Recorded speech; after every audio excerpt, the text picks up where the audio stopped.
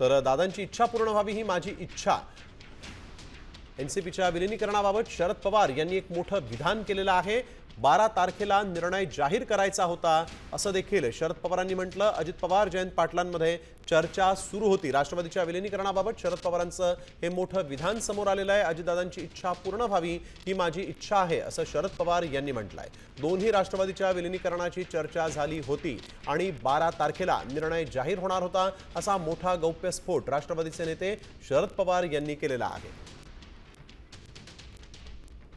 दोन्ही राष्ट्रवादी एकत्र याच्यावर गेले 4 महिने पक्षात चर्चा चालू होती आणि ती त्याचं नेतृत्व अजित पवार जयंत पाटील यांच्याकडे होतं। आमच्या पक्षात आणि अजितदादांच्या पक्षामध्ये एकत्र काम करण्याची प्रक्रिया सुरू करावी याच्यात एकमत होता।